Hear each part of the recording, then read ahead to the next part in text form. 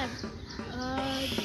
मी आज आली आहे पर्वतीला आणि तुम्ही मागे पाहतच आहे इथे खूप सुंदर वातावरण आहे आणि इथे सकाळी तुम्ही बरेच लोक मॉर्निंग वॉकला येतात आणि वाचनासाठी सुद्धा खूप सुंदर जागा आहे.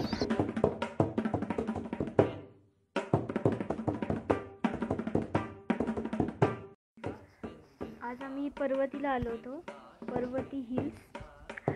पर्वती हे पुण्याच्या आग्नेय दिशेला आहे आणि पर्वताई देवीच्या नावावरून पर्वती हे नाव पडलं आहे आणि हे समुद्रसपाटीपासून सुमारे 640 मीटर म्हणजे 2100 फूट उंचीवर आहे आणि 103 पायऱ्या आहेत याला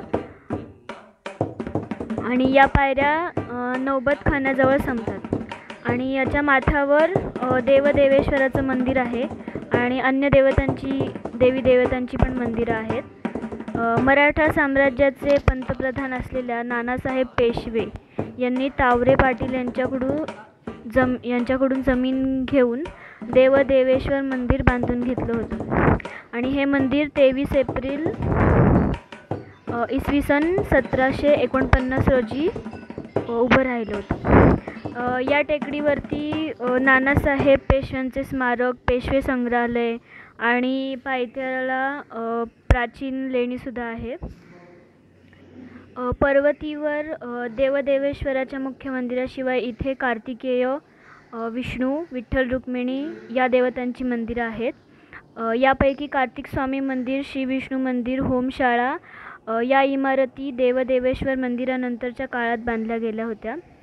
पानिपतच्या तिसऱ्या लढाईतील मराठ्यांच्या प्रचंड हानीमुळे खचून गेलेल्या नानासाहेब पेशव्यांचे प्राणोत्क्रमण जून इसवी सन 1761 येथील होमशाळेत झाले.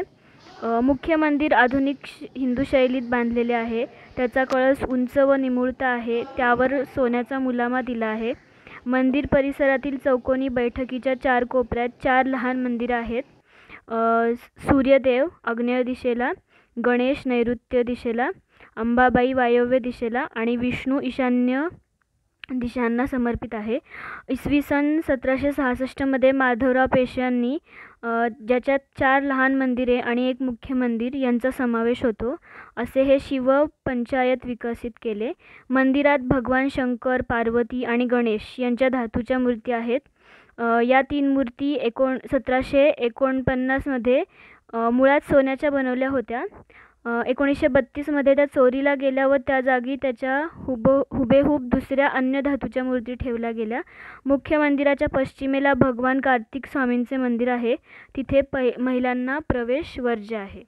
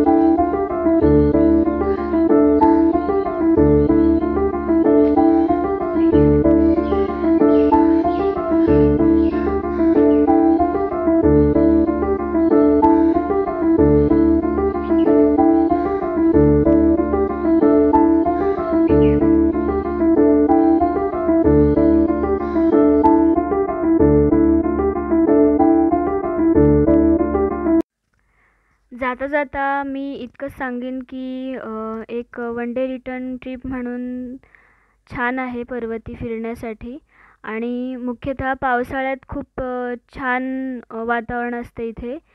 हा जो आहे तो पर्वतीचा मागचा भाग आहे. इथे तुम्ही बघू शकता की अजूनही छान अशी ग्रीनरी आहे आणि सकाळच्या वेळात सुद्धा इथे छान वाटतं. धन्यवाद.